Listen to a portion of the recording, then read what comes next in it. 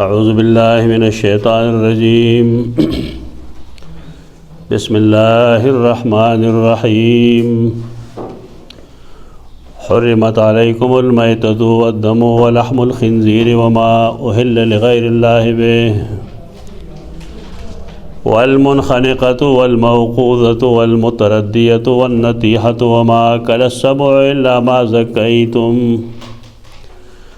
وما ذبح على النصب وأن تستقسموا بالأزلام ذلكم فسق اليوم يئس الذين كفروا من دينكم فلا تخشوهم واخشون اليوم أكملت لكم دينكم وأتممت عليكم نعمتي ورضيت لكم الإسلام دينا فمن اضطر في مخمصة غير متجانف لإثم فإن الله غفور رحيم. سلور بنیادی مسائل و بحث شروع. وحلت لکم بہیمۃ الانعام کے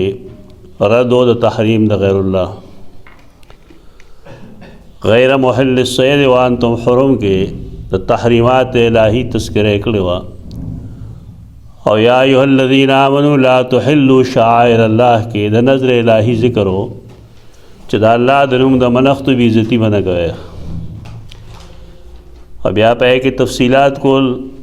چې شعائر الله څه دي، او بیا خاص کر اشهر حرم، هدایا، قلائد او هغه خلک چې هغه بیت الله قصد کوونکي د حج یا د عمرې دپاره. ایک ذیل کې اذا حللتم فاصطادوا خبره کړې وه چې ښکار کول دا مباح کار دی، جایز کار دی.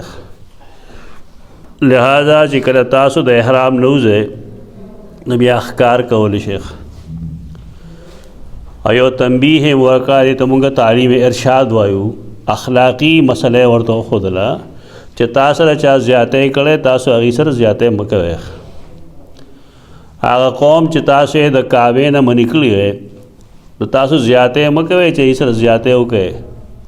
بدل اخیستو کوشش مه کوئ. بیا حرمت علیکم المیته کې نظر د غیر الله ذکر یې کړو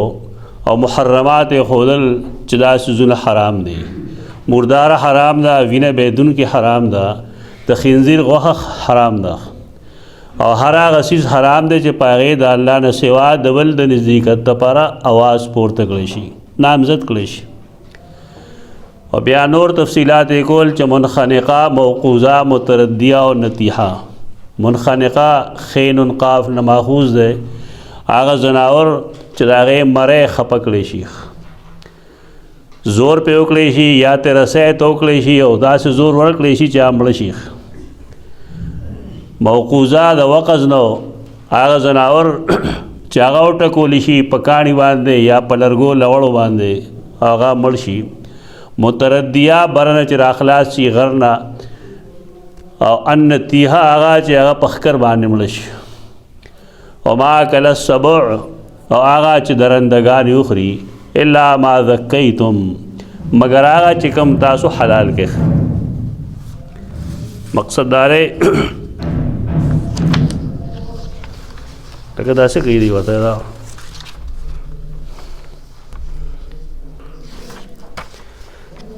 الا ما زکیتم استثناء بس کې نورا بشي ورته وي الا ما زکیتم استثناء دا متعلق دا د آخري څلورو سره، آخري پنځو سره. منخنقه، موقوذه، متردیه، نطیحه او ما اکل السبع دې سره دا الا ما زکیتم متصل دی، یعنې استثناء د دې نه ده. دلته مفسرینو بالخصوص التفسیر الوجیز کې امام واحدی تقریباً درې واړو خپلو تفاسیرو کې د سیدنا عبدالله ابن عباس قول نقل کړی دی چې الا ما زکیتم استثناء دا د المنخنقه والموقوذه نه ده. د هغې میته، دم، لحم خنزیر، ما اهل لغیر الله به د هغې نه استثناء نشته دی. او د ما ذبح علی النصب خو نه خو ځکه نشته دی چې الا ما زکیتم دې نه مخکې دی. نو دارنگی ان تستقسموا بالازلام استقسام بالازلام دا دعا بے استثناری امخ کریم بے استثناری خوال منخنقتون والے تر ما کل سبع پورے تدین استثناء الا ما زکیتم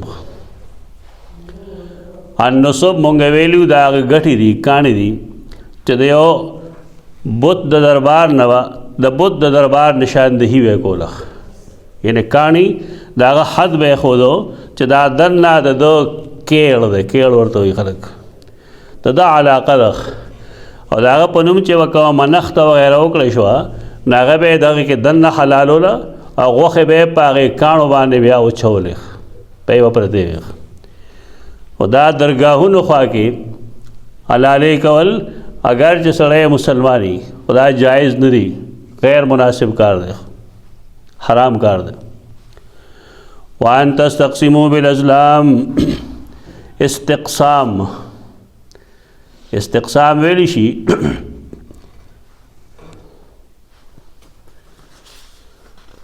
تقسیم اول تقسیم اول ازلام جمع دے واحد راضی ظلم ظلم سے شے نو اہل لغت لکی چې ظلم آغا غش دے چې پائے کہ وزر نہیں وزر سے مطلب دا کم غشی چی دی عام طور د وشتلو نه کې وزري وزر دا مطلب چې یا خو د هغې شاته یو وزر غوندې او یا دلته کې د میز مینځ کې وزري چې کله هغه ور ننوځي چې هغه بیا بار نه روځي تکلیف ورکوي نو هغې ته ازلام نه وایي ظلم ظلم هغه غش دی چې څوکې تیره ده صرف نور په پورې وزر مزر نشته عام مفسرین هم دلته دا لیکي او دارنګې اہل لغت هم دا لیکي استقسام بالازلام دا استقسام به کو په ازلام باندې دا غشیو چې په دې مقصد باندې جوړ کړی شو چې پای باندې به مختلف سيزونه لګل او دا غي سيزونو په بنیاد باندې بدی بیا فیصله کوله بعض غشو باندې ویل کېلو نصف په بعض ویل کېلو 1/4 1/2 1/3 کل محروم دا غي لږ چې بسره اتل نه غشي مختلف غشو باندې مختلف سيزونه لګلو او دا غي لپاره دا غي طریقه دا وا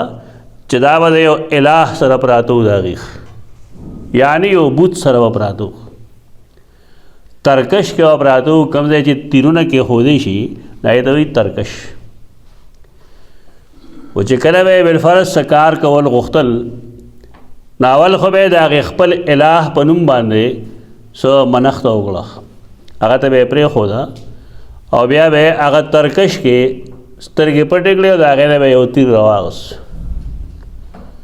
نو چې پای باندې به څه لیکلي وو نو د هغې مطابق به بیا عمل کو دا به هغې د ګڼو کارونو دپاره استعمالول مثلا څه کسان به یو ځای شو نو اوښ به حلال کو نو هغه اوښ کې به د هر چا حصہ جدا جدا ہو یعنی پیسے و پکې جدا جدا وي اوس پکار دا و چې د کم کس څومره پیسې دي چې هغه ته هغه برخه میلاو شي یې به داسې نه کول هغې به هغه غشي اوچت را اوچت کړل نو که په هغې باندې به راووته لفظ محروم دا چا چې راغستی دی محروم پاتې شو دله دا الہ برخه نه ورکول غواړي دا راغیو کارو که پای باندې به دا لیکلو چې کل نو کل مطلب دا دی چې دا ټول د چا لپاره راوتلی غشې او دا ټول مال دا غشه نور دی جکوي مفتی احمد شفیع رحمه الله د دې آیت لاندې لیکلی دی چې زموږ د ملکونو کې لاټري کم دی دا بالکل استقسام بالازلام ده لاټري څه شی ټول خلک علماء کرام هم لګیایي عوام هم لګیایي چې په 100 روپۍ باندې ټکټ دی ګاډی خرڅېږي په 100 روپۍ باندې او تا چېرته کې موټر په 100 روپۍ لیدلی چې یو ښه موټر دی په 100 روپۍ باندې وشي دا جواره یو قسم دی که دیتا قرآن مجید میسر ہوئی جوارے تا میسر یسر نو ترے ولی ہوئی پدے وجہ باندے چی یا خو انسان کریاب شی یا دریاب شی جواری دا یعنی یا و دمرا ہو گٹے چستار آگے پیسو نا خدا سو چند وسے ہوئی آیا وستا اخبر مسوزی شریعت کے دیتا حرام ہوئی خدا دا حرار او حلال تصور دا برباد شوه در ټول مسلمانانو کې دا حلال حرام تصور نه خېټه ډکول غواړي دا ټول مسلمانان دی کې انخدري اصول لای چې کله یو سړی یو شی خرڅي او پای کې څه وي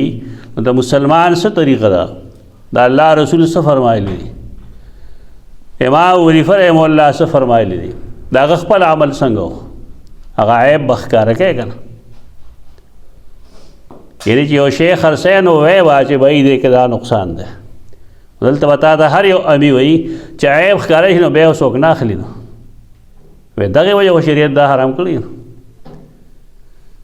دا ټول خلک دې کې مبتلا دی اے ټو زیډ ټول مخلوق دې کې لګیا دی عیب بخکاره کوي دا ملاوټ چې کوم خلک کوي په سیزونو کې په دوایانو کې کوي د خوراک کا سیزونو کې کوي کپړو کې کوي اوس خو اخلاقو کې عاداتو کې ډیوټو کې هر ځای کې ملاوټ دی ستا په خیال دا حلال خواره دی دا زمونږه مجموعي حالت چې برباد دی د هغې وجه هم دک را چې د حلال حرام تمیز دا ختم شوی دی هېڅوک نه ساتي د دې خیال بس یو خېټه ډکول غواړي پیسې ګټل غواړي دا چپسونه مپسونه په دې باندې څوک نه دي پوهه چې دا ټول صحت بربادوي کم دکاندار چې خرڅي یې هم خبري لیکن هغه له پیسې پکار دی هغه په حلال حرام او په جایز او په ناجایز څه کوي دا لاټري هم په دغه یو قسم کې ده چې یو موټر دی او د هغې بالفرض 25 لکه روپۍ قیمت لیکلي مې ورته چې 10 لکه روپۍ قیمت تر دی او تا ته ټیکټ باندې 1000 روپۍ ایښي چې 1000 روپۍ ټیکټ دی هر سړی منډه وایي چې کېدی شي چې زما روخېږي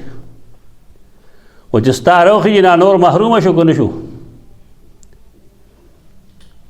یعنې چې څومره خلکو پیسې جمع کړي دي ټول محرومه شو یو کس له دې انتخاب وکړی شو نو دا او په ظلم کې څه فرق دی قرآن مجید مونږ د ټوکو کتاب ګڼل دی هغه حدیث یا فقه یا اخلاق یا عادات خو ډېر وروستو څیز دی قرآن مجید نه زموږ واقفیت شته نه رسن کم خلک چې هغه بیت المؤمن البیت بس صرف پیدایشي مسلمان دی هغه اسلام نه دی کتلی هغه غریب د دین نه څه خبر ده دا زموږ خلک ټول مؤمن البیت چرګانو باندې دغه چل کوي خلک بې شمېره تجارتونه په دې لاټرۍ باندې روان دي دا تقسیم بالازلام دی او قرآن دې ته حرام وایي ان تستقسموا بالازلام دا چې څنګه مردار حرام ده او څنګه نظر د غیر الله حرام دی نو لاټري هم دغه شان حرام ده په دې اسلامي ملک کې دې باقاعده اشتهارات راځي اشتهار راځي باقاعده اخبار کې ذرائع ټي وي باندې ریډیو باندې اشتهارات براتلل چې فلان کې ځای په فلان کې څیز لاټري لګېدله دا ګناه کارونه دي دا مشرکانه کارونه دي دا قدیم جاهلیت او اوس دغه جدید جاهلیت دی شکل یې دغه ورکړل کله چې به یو انسان اراده دا وه چې زه ځم بار څه سفر لرم یا بالفرض فلان کې ځای کې رشته وکم که ونه کم فلان کې کار وکم که ونه کم نو د هغې دپاره به هم د ازلامو استعمال کو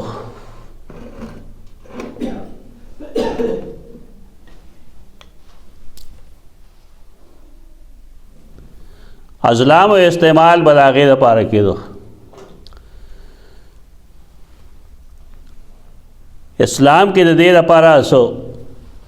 یو کار دی هغې کار ته استخاره وایي لکه یو سړی غواړي دا چې زه فلان کې کار کوم یا نه کوم نو استخاره څه ته وایي د دین نه کاروبار جوړ شوی دی کاروبار دی بیخي اوس خو کاروبار دی ته به چا سره کار وایې چې فلانکي ځای کې نکاح کول غواړم وکړم که ونه کړم او ورته زه به له استخاره وکړم فیس به ورکوې که نه آیا رسول الله صلی الله علیه وسلم دا ښودلی وو چې تاسو استخارې دپاره دا چلونه کوئ دا ټول زمونږ حالت چې برباد دی د هغې اصل وجه دغه ده چې اسلام په اصلي شکل کې مونږ ته معلوم نه دی د سر نه استخاره منې د الله نه د خیر طلب کول د هغې دپاره دا نه ده ضروري چې انسان د شپې خوب وویني تاسو فرض خو نه دی بلکې د نبی کریم صلی الله علیه وسلم خو عادت دا و چې کله به یو کار پسې وته نو به استخاره کوله تلو کې به استخاره کوله د استخارې مقصد سره اللهم انی استخیرک الله زستا د خیر طلب کوم او ته قدرت لرې طاقت لرې زه طاقت نه لرم ته د خیر اختیارمند دی زه د خیر اختیارمند نه یم یا الله دې کوم کار پسې چې زم کم چې ما زړه کې دی زما اراده کې دی نو دا ما دپاره آسان کې مال یې راکې او بیا زما دپاره د فتنې باعث مه جوړی ما پې رضا کې او که دا کار زما شر لی فی دینی و معاشی و عاقبت امری زما په دین کې زما په دنیا کې او زما په عاقبت کې ښه نه وي نو یا الله دا کار ما نه واړی او ما ته مه واړی ثم ارضني به او بیا ما په دې باندې رضا کې دې کې خو نه دا خبره شته دی چې د شپې سمله نو دا وکړه هغه خو د هغې یو شکل دی هغه د هر سړی ځان له ځان له وکړي څه مطلب ماسخوتن دې 2 رکعاته نفل وکړي دعا دې وکړي دغه اوسم دی په یې کې خوب ضروري نه دی چې تا ته به خوب راځي څوک خوب وویني څوک نه ویني ټول صاحبان په دې تمه چې زه به خوب سم وینم که نه نو د هغې نه وروسته به دا اقدام کوم دا حدیثو دغه مقصد نه دی ته د شپې دا کار وکړه نو که الله تا ته څه نشاندهي وکړه نو ټیک ده که ویې نه کړه نو کار پسې وځه نو چونکې تا خو الله ته ځان سپارلی دی نو که کار کې ستا لپاره بهتري نو الله به در کړي او که الله ستا پکې بهتري نه وي نو الله به تعالی نه در کوي د حدیث دغه مفهوم دی اینه لوبه جوړه شوې ده په دې لوی لوی ښارونو کې خالص لوبه ده ځای په ځای بورډونه لګېدلي استخاره کروایي استخاره وغیرہ باندې هغه استخاره هم په پیسو کوي خلک پخوا مونږ ویل چې دا سرکاري تعلیم چې کم دی که نه دا خلک برای روزګار کوي اوس دین هم نعوذ بالله برای روزګار دی ډېر لوی ظلم دی د علماو ظلم دا دی چې هغې څوک پوهوي نه او د عوامو ظلم دا دی چې دوی پوهې سړي خواله ورځي نه دې ته هر سړی د حدیث ماهر او د قرآن ماهر ښکاري دا خیر طلب کول دا د الله نه دا د هغې استقسام بالازلام مقابله کې دی مونږ ته مونږ استقسام بالازلام نه کوو مونږ د الله نه خیر غواړو بس که بهتري پکې نو الله به راکړي راله که بهتري نه نو موږ ځان الله ته سپارلی دا اصل کې دی توکل علی الله توکیل منسوب کول ځان سپارل دی کې یو مسلمان ځان الله ته سپارو او دا که تاسو مسنون دعاګانې ګورئ که نه نو مسنون اذکار سره د بلې دعا ضرورت نه پیښیږي ماسخوتن چې کله سړی سملي زنانه سملي نبی کریم صلی الله علیه وسلم یو دعا ښودلې ده هغه دعا کې دا الفاظ شته دی اللهم انی اسلمت نفسی الیک ووجهت وجهی الیک والجأت ظهری الیک وفوضت امری الیک دا پکې جمله ده وفوضت امری الیک الله ما ټول خپل هر کار تا ته سپارلی دی یعنې په دې کې بهتري کول او په دې کې څه کار کول دا ستا کار دی زما نه دی فوضت امری الیک رغبتا و رهبتا الیک الله زما رغبت هم د ستا طرف ته تا سره مې مینه هم ده لیکن ستا نه یېرېږم هم اور بیا وسیلہ پیش کی آمنت بکتابک الذی انزلت و بنبیک الذی ارسلت. و دے کہ دا فوضت جملہ چے کم دا توکیل دے اللہ زان اللہ تسوار لکھ ترہ مسلمان کار دا استقسام بالازلام تجھے باروزی تو دغا دعا کوا کہ اللہم انی استخیرک بعلمک و قدرتک فإنک تعلم ولا عالم وتقدر ولا اقدر. آدھا نے شروع کی اس دکول پکار دی. بیا پلارے چے ہر سے پیخی کی پیخی ہو بس دا اللہ دا جانب نہیں داغے نے تختے دے نش سچ راضی ستا پا قسمت کی ہے بتا ترہ رسی پائے وطا راضی. محدثین و صوفیاء دیتا رضا بالقضاء ہوئے انہیں تا زان اللہ تا اس پارو اس سے اللہ سے کئی نوائے وطا راضی کیے گا شلمہ نہ پڑھ سکتے دا چلو شو دا چلو شو تا اللہ دا طرف نہیں کہ تا دا خشے ملوشو نے شکر ہو بس اور کوئی تکلیف ملوشو نے صبر کا تا دا صبر ہو دا شکر آئے تنا سے نہیں چے بشر صابرین اور اللہ چے گم دے شاکرین خوخی دا خواہ سے نا دیرہ پارا بے انسان دا غس زنوانے برداشت کی صبر ہو گئی دا داغی تقسیم بالازلام ہو. قرآن دے باندے پابندی لگئی چے تاسو با تقسیم بالازلام نہ کوئے یعنی دا ظلم بنا کوئے دا زیادہ بنا کوئے چے آغا کار شروع کے چے اللہ پاگے بانے ناراض دے. ذالکم فسقون دا کم کار نا جے تاسو لستل دا جے تاسو اوریدل دا ٹول سشیرے فسقون دا لو فقہ فسق نہ دے دا قرآن فسق دے یہ تو کفر ہوئی. ذالکم فسق دا آغا دینا یعنی دا مرداری وینی خوڑل لحم خنزیر ما حل لغیر اللہ بھی دا منخنقی دا فلان فلان فلان او ما ذبح علی النصب استقسام بالازلام ذالکم فسق دا ٹول کفر دے تو دیر ازاد سا دے. اليوم یئس الذین کفروا من دینکم اليوم نن کلنن. عبداللہ ابن عباس فرمائی چکا دا اللہ دا حلال و دا حرامو اعلان تو کی چا حلال باغی کم چا اللہ حلال کری دی اور حرام باغی چکم اللہ حرام کری دی. نو نن ادھر اعلان نرستو یئس الذین کفروا من دینکم نا امید دیا کسان کفرو چاہی کفر کرے من دینکم ستاسو دا دین. اصل مسئلہ پتہ لگے دا کنا شرک فعلی شرک اعتقادی چتا آغا نکے نو خلق ببیاسی نا امید ہوئی تارے وہ سیو نم کی دی مضبوط چتا پلانے شیرے پتہ کھڑائی نخی دی نا قرآن ویلی دی مگا یعنی کم چے کافر دی نو دے اعلان نرست باغی کاتا خراب ہوئی دا ہر زے کی دا وقت شروع دا قیامت پورے بروانے گا چے تحلیل و تحریم تو دا اللہ گنے شرک اعتقادی اور شرک فعلی پریک دے نو خلق بتابانے سا فتوے لگئی دنو تا خلق دا فتوونا میرے گا خپل عمل سمول پکار دی خپل عقید سمول پکار دی اور دا جوابو نمکو آج فلانے دا ہوئی فلانے دا ہوئی علمی طور زان پوئے گا چے کم صحیح خبر دا بدک کا صحیح خبر ازدک. ذالکم فسق اليوم یئس الذین کفروا من دینکم نن رضے یعنی کرے جتاسو اعلان ہو کے تو تحلیل و تحریم نو نن رضے پتے اعلان نرستو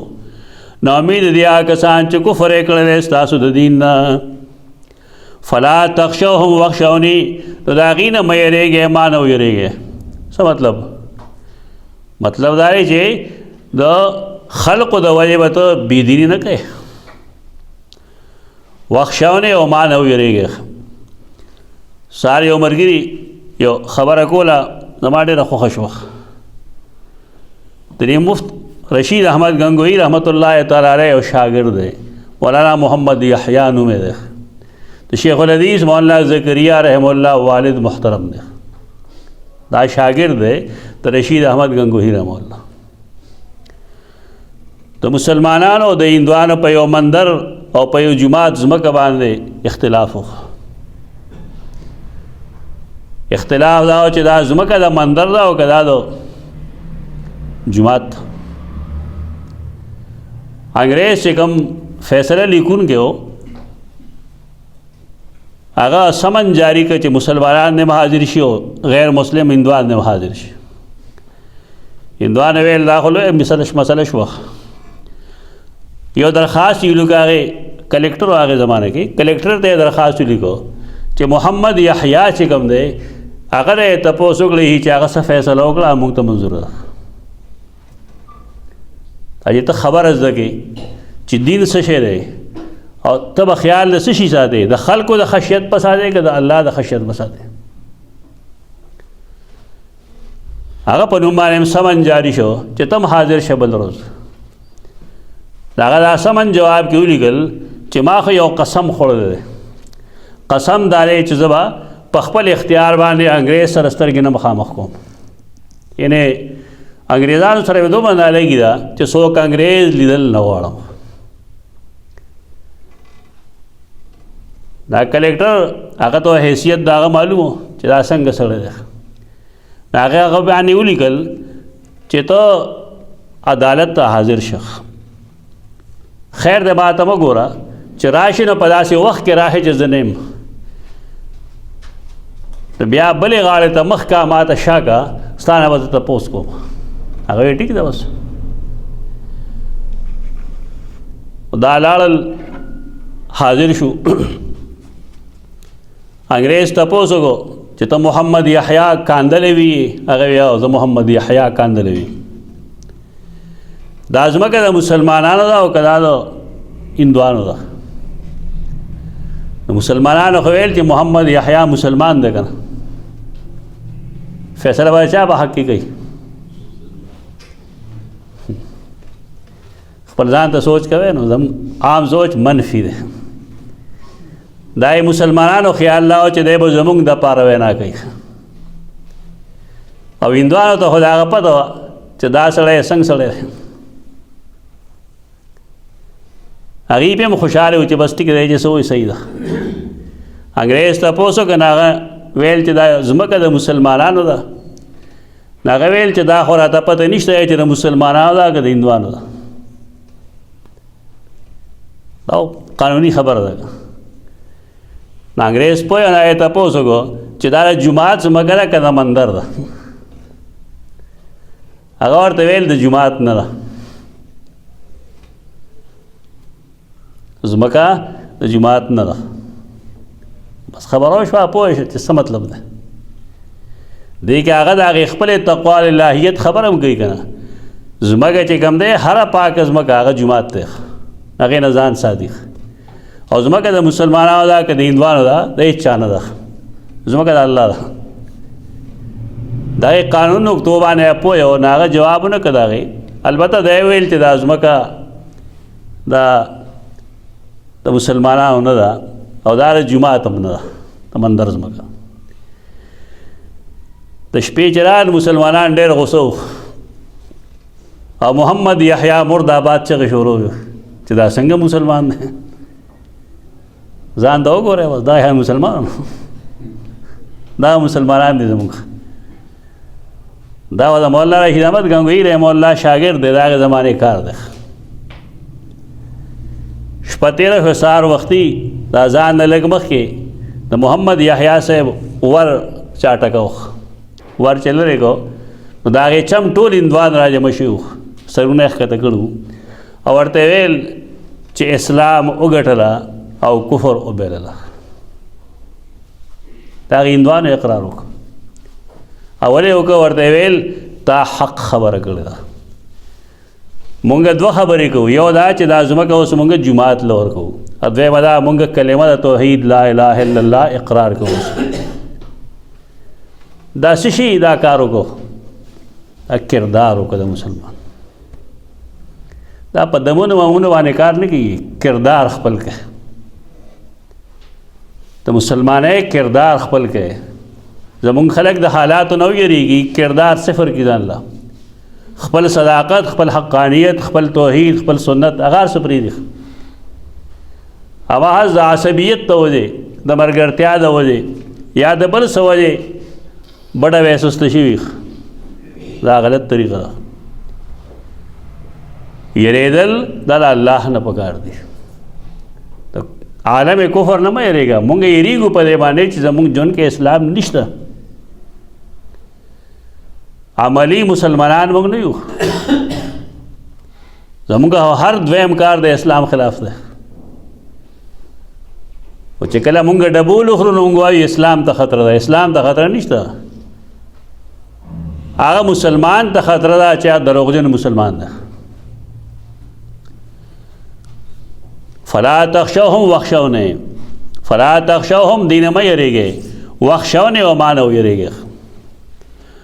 اليوم اكملت لكم دينكم واتممت عليكم نعمتي ورضيت لكم الاسلام دينا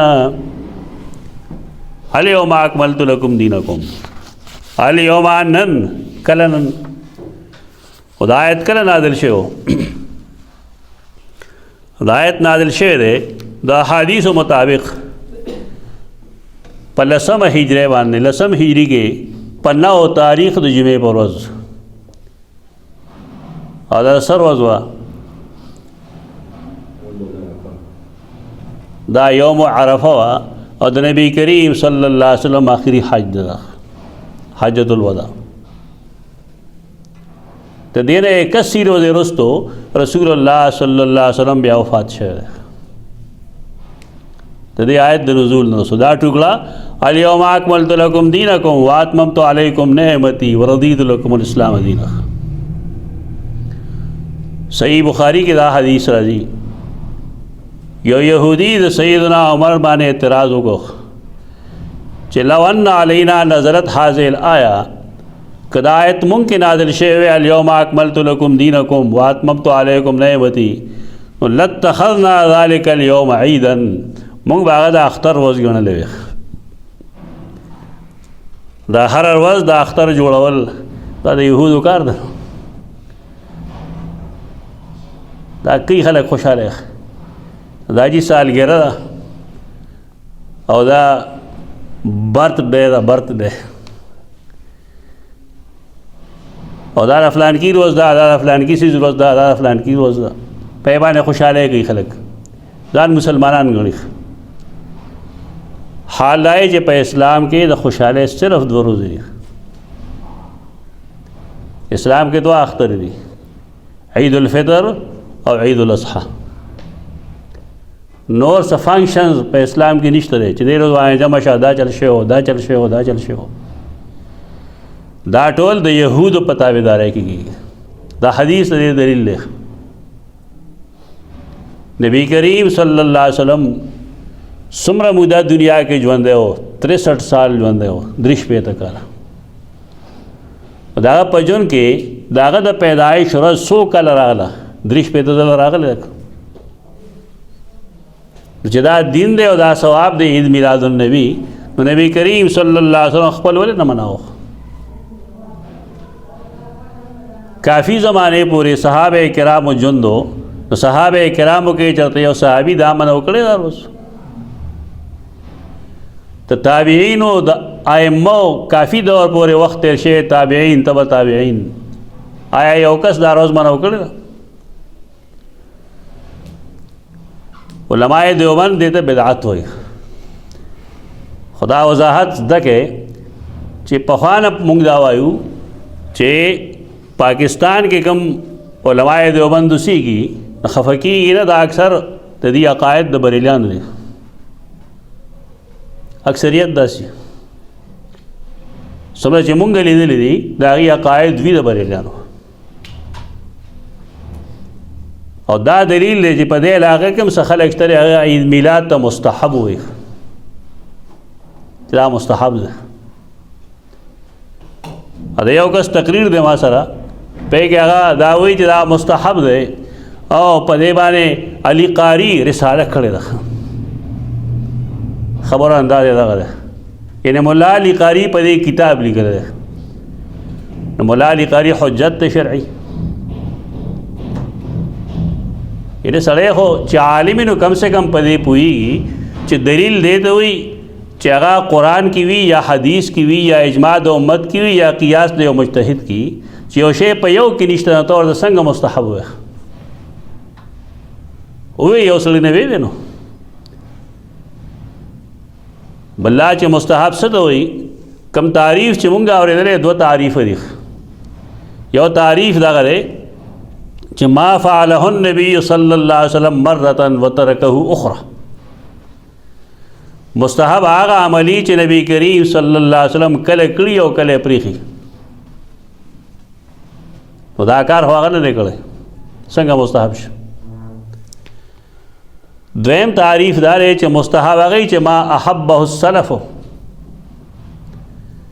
دی سلف کې وتا سره روانه کوي سلف تیرې شوی زمانه ته وي لکه پرون سلف ورځ ده پرونه هم سلف ده لغت کې دیدا عام واخلي سلف دې ته وي چې مولا علی قاری مسلاف وګره حالای چې فقهای احناف دیتا اسلاف نه وي د امام ابو حنیفه نه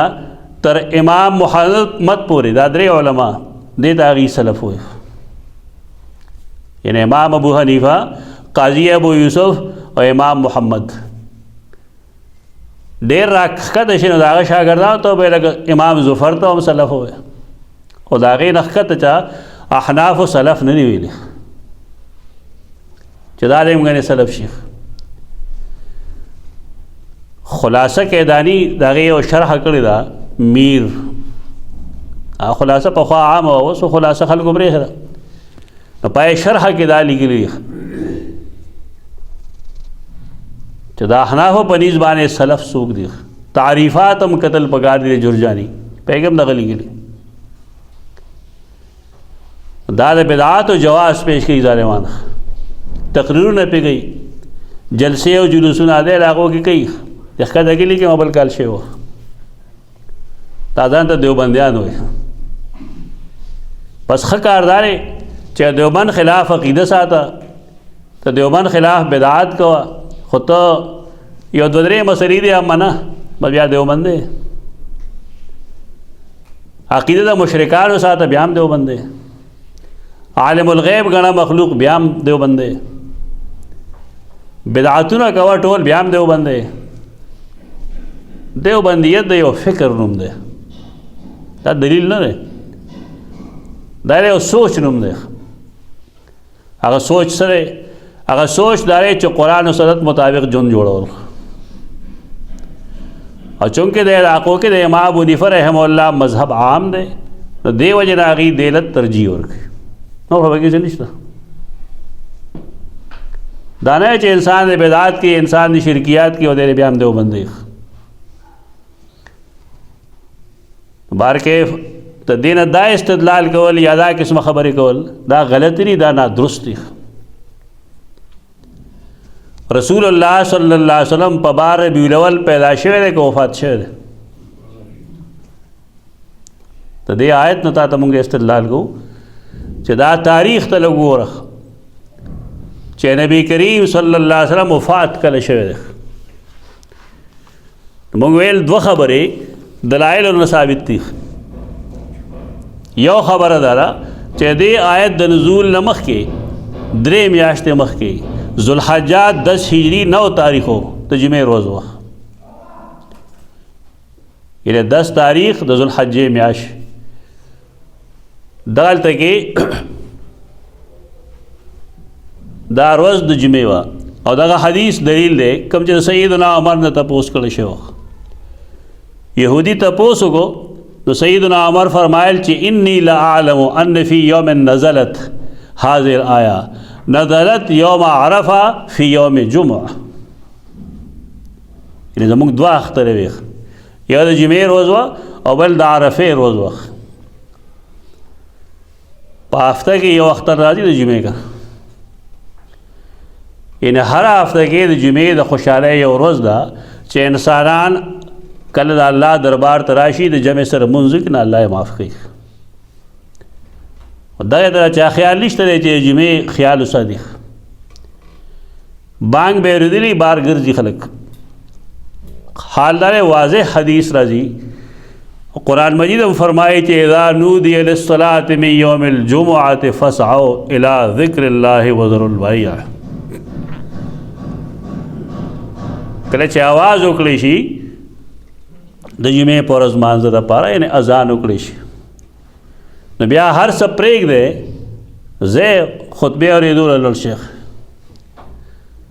دغې باندې هم عمل نشته دی. مونږ خپل جماعت کې الحمدلله کوشش کړی دی دلته حاضري کافي او ښي. کله کله زمونږ بار راشي چېرته کال کې یو مونځ نیم بار راشي لیکن مونږ کتلی چې دا جماعتونو کې خلک څه چل گئی امام استاد یوازې لګی یو کس ورته مخې ته نه ناست اکثر داسې یعنې یوازې جماعت سره خبرې کوي غریب او چې د مانځه ټایم را نږدې شي نو دا خلک را منډې وکړي. د ثواب دپاره اصول لري. رسول الله صلی الله علیه وسلم دا فرمایلی دي چې کله یو انسان د زوال نه وروستو په اول وخت کې جماعت ته لاړ جمعې په ورځ نو دله الله دومره اجر ورکوي لکه چې د اوښ قرباني کړي. زمونږ بعضې خلک یې په قرباني واجب نه وي خو پیسې راخلي خو قرباني کوي دا خو مفت اجر ده نه. په میاشت کې تقریبا 4 جمعې راځي خو چې په میاشت کې سړی 4 قربانۍ کوي دی نور څه ثواب غواړي په دې خو پیسې نه لګي. خو شیطان ټول خلک وده کړی دی وروستو ټایم کې راشي نو بیا د غوا د میخې برابري بیا د بیزې برابري بیا د چرګ برابري بیا د اګې برابري د اګې پورې راغی. آخر کې فرمایل چې کله خطیب روزي او منبر باندې کینی بس خبره ختمه شوه. اوس به راځي خلک مونځ به کوي فرض به کېږي لیکن هغه فضیلت ختم شو. ولې ملائک خپلې صحیفې راغونډې کي او بیا هغې نوم هم د چا نه لیکي.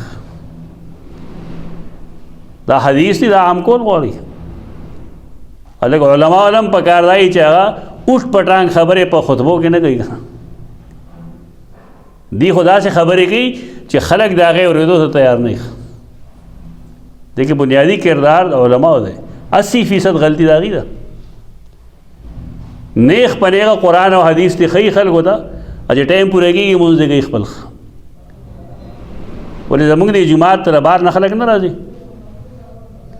خو دلته ورته څه ښکاري چې یاره مونږ څه زده کړه کوو وختي وختي راغلي زمونږ نه مخکې راغلي. پکار دی چې علما دې طرف ته توجه وکړي. دلته کې قرآن مجید اکملت او اتممت دوا الفاظ ویلي دي. الیوم اکملت لکم دینکم واتممت علیکم نعمتی. په دې اکمال او اتمام کې څه فرق دی؟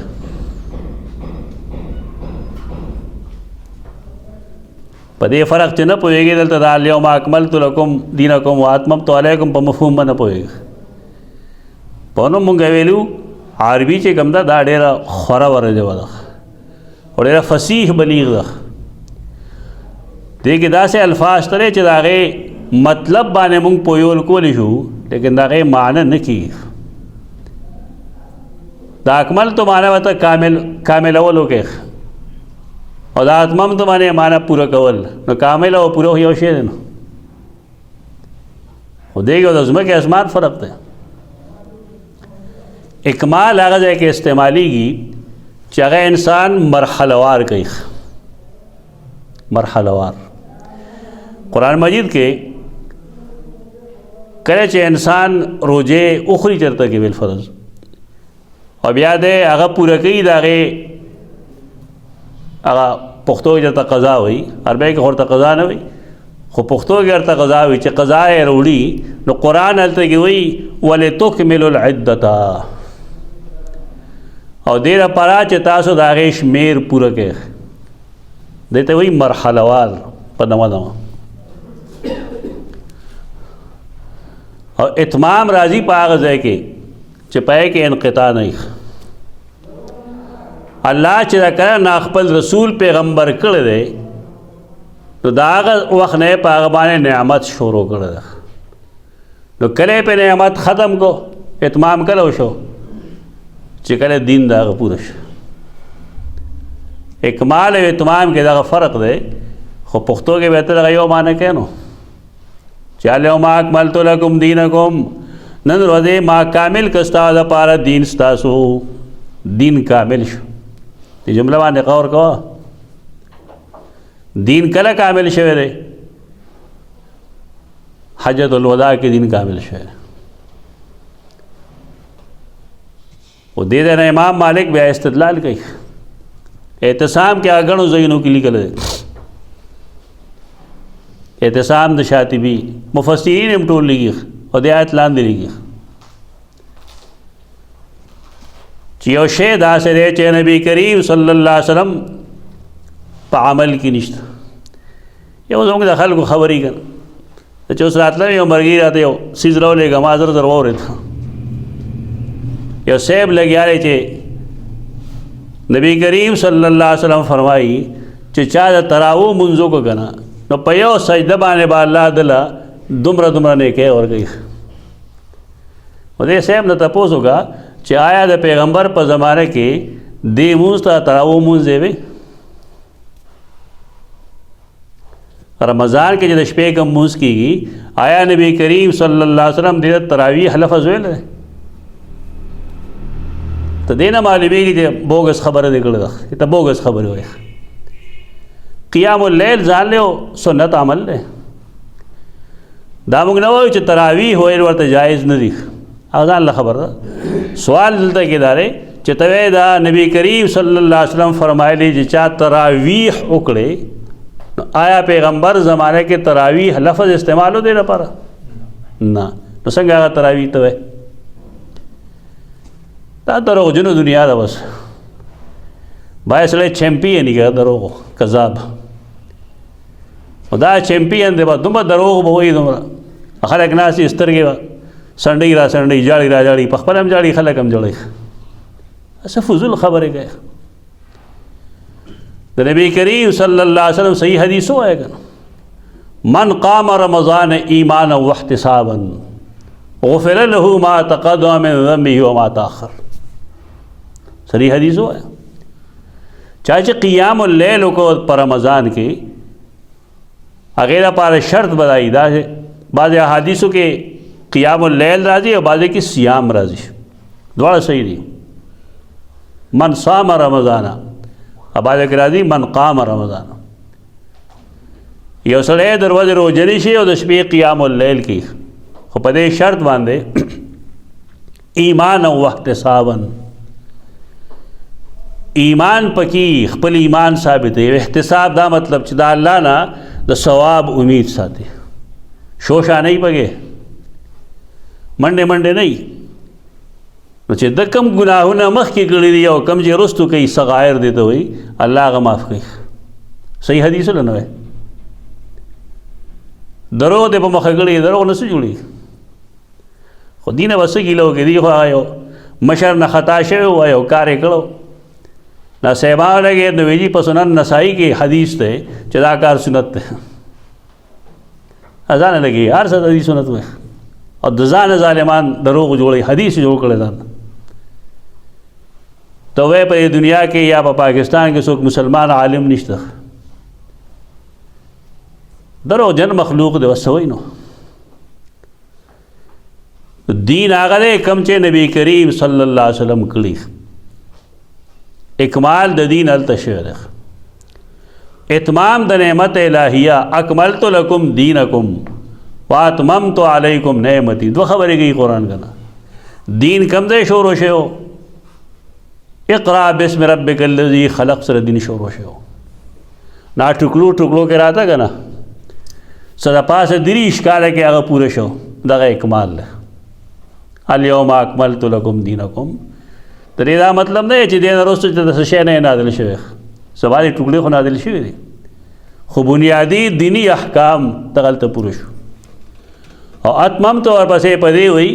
چې د الله په نعمتونو کوم چې د الله په رسول الله صلی الله علیه وسلم کول، په مؤمنانو کول، په کې انقطاع نه وه، مسلسل نعم الهیه کې دي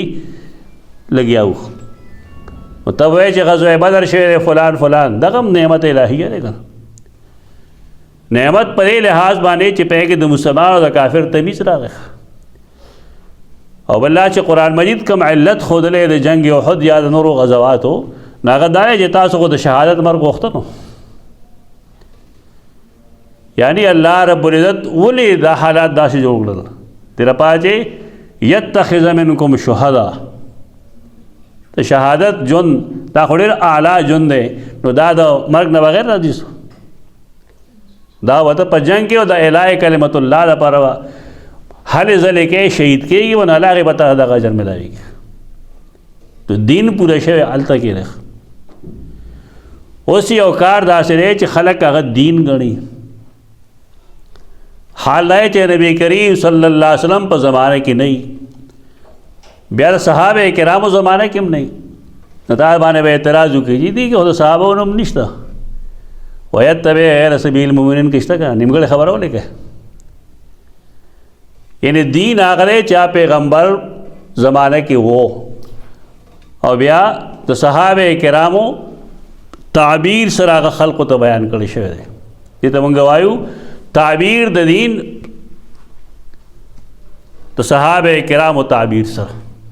د قرآن و سنت هغه تعبیر کوم چې صحابه کرام کوي. بس ټول بدعتونه نه بېغمه شو،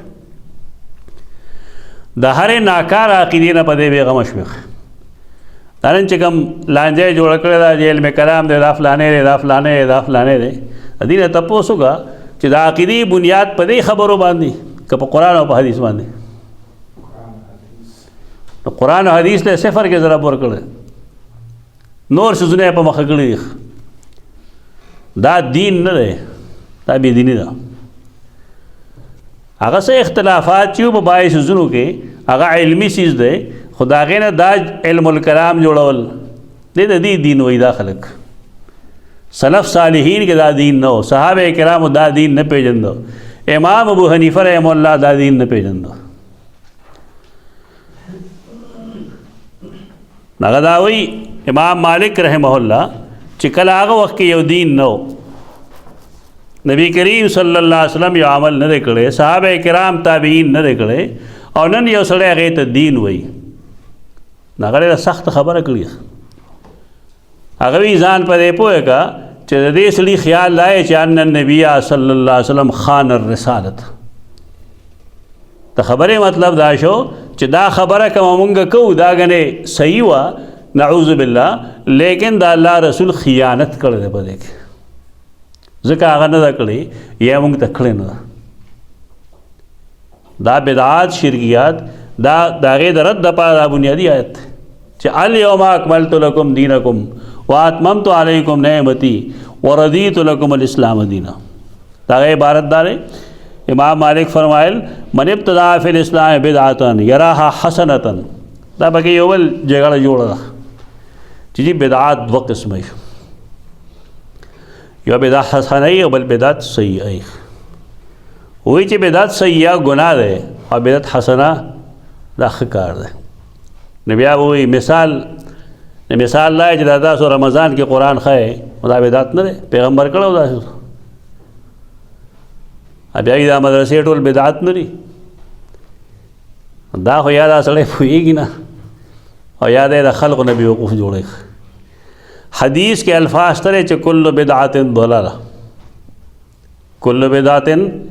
ضلاله، هر بدعت گمراهي ده. په حدیث کې د بدعت حسنه او سیئه ذکر نشته. دا غلطه خبر ده. خو لکه خلک پې پوهه که چې بدعت حسنه او سیئه ته کوم تعریف کې اول دا تعریف کړی چا دی. خلک خو ډېر وایي دا ډېرې خبرې کېږي، خو دا خبرې چې زی نه آخر کې پته ولګېږي چې دا فلاني کړې دا خبره. ناول خو دا تپوس پکار دی چې دا د بدعت 15 قسمه بیانول دا چا کړي دی؟ آیا هغه پیغمبر و چې دا 15 قسمونه چا بیانول؟ آیا هغه صحابي و؟ آیا تابعي و؟ آیا تبع تابعي و؟ دیکھ یوم نو عام سړی زما استا غونده عز بن عبدالسلام نومې ده، عز بن عبدالسلام. دا قواعد دې موږ سره په قواعدو کې دا قاعده لیکلې ده چې بعض بدعات چې کومي هغه گمراهي، بعض بدعات مستحبي، بعض فرضي، بعض واجبي. دا تقسیم خو هغه ده او دا تقسیم غلط دی. ګوره په وسایلو کې او په ذرایعو کې بدعت نه راځي. چې کله موږ سره جماعتونو کې بروزې وي نو موږ په جماعت کې به بروزه نه وي ناستو، دا وسیله د ذریعه ده. خو چې کله الله وسایل پیدا کړل نو جماعت به ښایسته جوړېږي که به نه جوړېږي؟ یہ تو وسائل ہوئی، په وسائلو کې بدعات نه. نبی کریم صلی الله علیه وسلم هغه فرمایلی دي چې من احدث فی امرنا هذا، چا چې زمونږ په دې دین کې دننه یو شی پیدا کړ، او دا سپیکر یا دا موبایل یا دا قسمه څیزونه دې ته څوک دین نه وایي. مونږ دې نه بغیر هم دین ښودلی دی او کدای نوم یې ښیو. خدا یو ذریعه ده د دې خبرې چې دا یو آله ده، په دې باندې خلکو دا خبره ورسي. په دې کې بدعت راځي نه، دا تقسیم غلط دی سر نه. عز بن عبدالسلام چې کوم تقسیم کړی دی هغې سره دی چې اتفاق نشته ما سوا د مبتدعینو. اس عالم هغې سره اتفاق نه دی کړی. او بل چې د صحیح حدیث خلاف ده چې من احدث فی امرنا هذا فهو رد،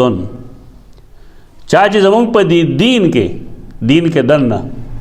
سپیکر ته څوک دین نه وایي، دارنګه موبایل ته څوک دین نه وایي، ټیپ ریکارډ ته څوک دین نه وایي. دا وسایل دي، په وسایلو کې بدعت نه. دیو جنا کم خلق چې مسبحات تسبیح چې ورته وایي، تسبیح چې ورته وایي تاسو دا غیر جواز چې څوک قائل دي کنه،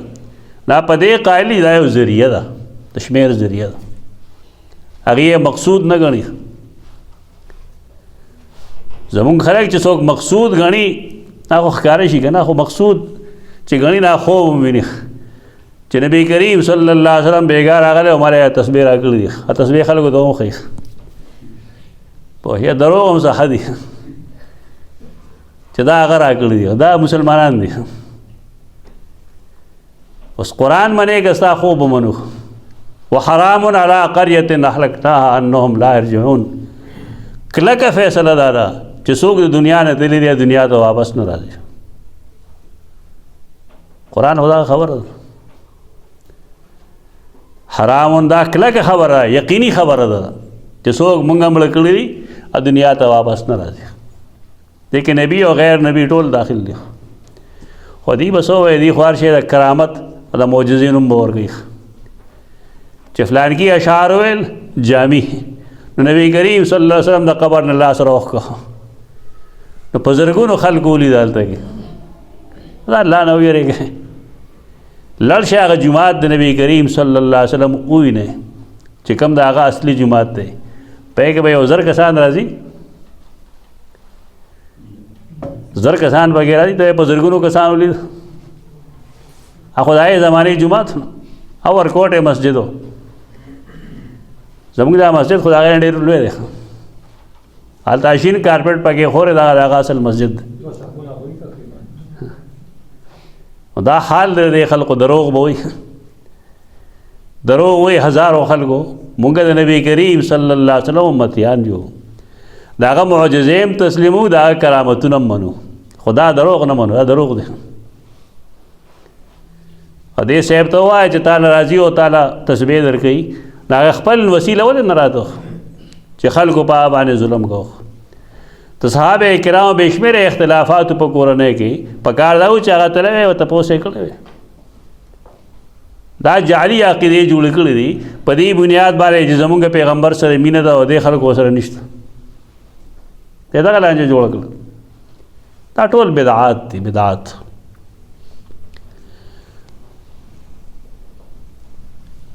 امام مالک سوئی هغه وایي چې من ابتدع فی الاسلام بدعتا یراها حسنتا، بدعت کوي په اسلام کې او بیا هغې بدعت ته حسن وایي، بدعت حسنه. مونږ ویل دا حسنه لفظ دا د حدیث خلاف دی، ځکه حدیث کې راځي کل بدعت ضلاله، چې بدعت وي گمراهي، شرعي بدعت گمراهي. کله کله ودی روانه کوي تا سره دغه خبره ده اصل کې چې مولا باشد کې چپ نه باشد مولا هغه چاته وي عالم چې غلی کیږي نه خامخا به جواب کوي دا نه کوي چې رمانه غلطي وشو استدلال وسه کوي استدلال ودای چې جی سیدنا عمر رضی الله تعالی عنہ خلق پتراو جمع کړل نو بیا فرمایل نعمت البدعۃ هذه دا خ بدعت دا به دلیل کې دا پیش کړي ته وایا کدا کې عقل وی او تا نور کتابونه پرې دا مشکات المصابیح دی ویل نو په کې حدیث ده چې علیکم بسنتی وسنت الخلفاء الراشدین المهدیین زما سنت او د صحابه کرام سنت دا مضبوطونی سے د عمر بن خطاب رضی الله عنه عمل بدعت نه ده سنت علمی جواب دغه ده ادویم جواب دار چې عمر بن خطاب دې ته بدعت وی نه دا لغوي تور وای بدعت نه وی ورته دا ناشنا نه وی غوند کار لګي په دې لحاظ چې نبی کریم صلی الله علیه وسلم خو صرف دریش پې کړی دي کنه جمعات کې نبی کریم صلی الله علیه وسلم تراوی صرف دریش پې کړی دي بیا نه دی کړی جامع سره نو ناشنا غوند لګي لیکن دا تاسو چې کوم کار جوړ کړل دی چې ټول راوتی ہے او هر یو ځان لځه لګیا دی او تراوی کوي قیام اللیل کوي نو دا غې نه خداره چې یو کس مخکې کې نور ورپسې ودرېږي چونکه سیدنا عمر دا کار صحابه موجودګۍ کې کړو که غیر موجودګۍ کې کړو د صحابه کرامو موجودګۍ کې دا کېدو دیوی دې ته بدعت نشي ویلې دې ته اجماع د امت وایي اجماع د صحابه کرامو سره دا ثابت شو چې دا جمعات کې کېدی شي خبر دا امر نور تعداد د رکعاتونو مکاتونو باندې جنگ مکوي کما خبره چی از د کول پکاري یعنی تراویح بدعت نه ده روافض دې ته بدعت وایي په جمعات کې اوس کم خلق چې حدیث نه انکار کی یہی ورته بدعت وایي او تراویح بدعت نه ده قیام اللیل په جمعات کې کول بدعت نه ده صحابه کرامو عمل نه ثابت ده او د سیدنا عمر مخالفت هیڅ چا نه کړه البته دومره وا چې عمر بن خطاب رضی الله عنه ابی بن کعب مخکې کو خلک ورپسې ودرول او په خپل ته لاړ او یې فرمایل چې دا کم ټیم کې کول ښه ثواب دی نه وخت تاسو دی دا خلکو ته دا مخایه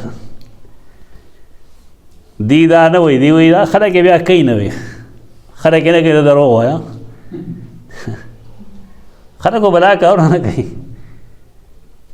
مونځ نه کوي دي ظالمان روجې نه نیسي ته بس هغه دین کې وځه نه ټانکې لګې رالګې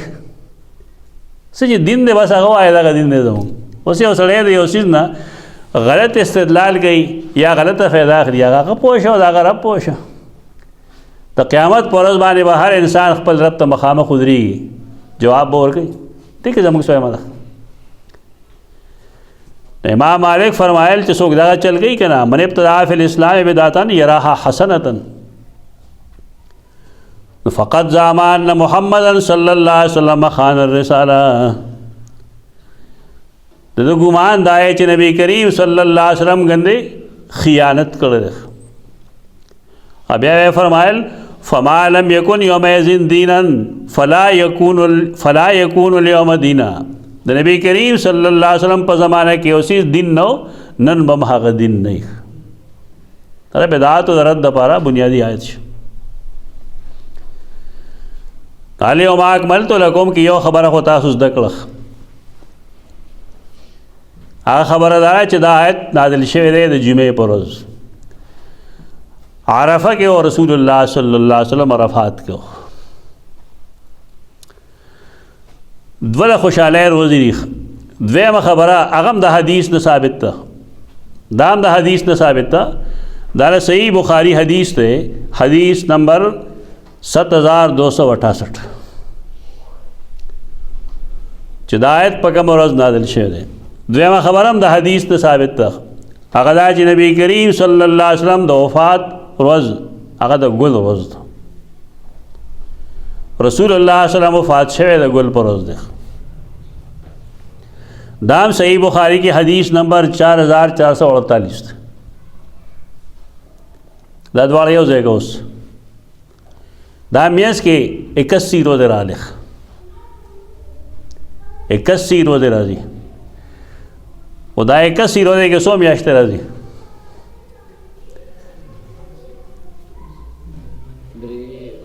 یعنی موږ ته پته دا ولګي دا روز معلومه شو جمعه تو جمعه روز باندې د آیت نازل شوی دی نبی کریم صلی الله علیه وسلم وفات شوی د ګل پر ورځ میاس کې یو اتیا روزه دی او دا چې ته هر څومره کوې که نه که ته دا د 150 روزو میاشت ګڼې که د یو کم 150 ګڼې که څه پکې د 150 ګڼې څه پکې د یو کم 150 ګڼې نو ستا تاریخ به ته 12 ربیع الاول نه راځي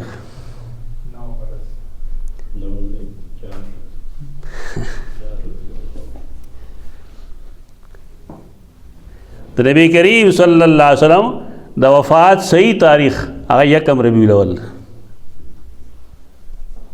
1 ربیع الاول او د هغې وجه سره هغه دا چې په دې حساب باندې 9 ذوالحجې نه والی تر 1 ربیع الاول پورې 2 میاشتې به د یو کم 10 شي یو به د 10 شي نو ستا 81 روزې به د جوړې شي دا سید سلیمان ندوی تحقیق ده هغه هم ته سوی ځان یې کړی دا سید سلیمان ندوی تحقیق ده هغه د کوم ځای نه کړی دی هغه د امام سهیلی نه کړی دی امام سهیلی ډېر لوی عالم دی ډېر لوی عالم الروض العنف په نوم باندې هغه کتاب دی سیرت ابن هشام چې کوم کتاب دی د هغې شرح هغه لیکلی تاریخ الروض العنف دارنګې بیا د هغه حوالې سره ابن سید الناس هم عیون الاثر کې دا لیکلی دی نورو خلکو بیا د دغه ځای لیکلی دي خو بار کې الیوم اکملت لکم دینکم د دې نه دغه 2 خبرې موږ ته ثابتېږي الیوم اکملت لکم نن ورځې ما پوره کړ ستاسو دپاره دین ستاسو واتممت علیکم نعمتي او پوره کړ ما خپل نعمت په تاسو باندې ورضیت لکم الاسلام دینا او زه راضي یم ستاسو دپاره خوښ کړی دی ما تاسو له الاسلام دینا اسلام د دین په لحاظ رضیتو بعد دعاګانو کې نبی کریم صلی الله علیه وسلم شته دی که نه چې رضیتو بالاسلام دینا هغه د دې حدیث په اتباع کې ده چې زه هم په دې رضا یم چې دین اسلام زما دین دی اوړنا بیچونه چی یعنی ستا تعلق هغې سره وي ته لین دین په هغې باندې کوې خپل معاملات د هغې مطابق حل کوې ژوند د هغې لاندې تېری تش مونځ نه یادوي چې سړی مونځ کوي نو کنه دی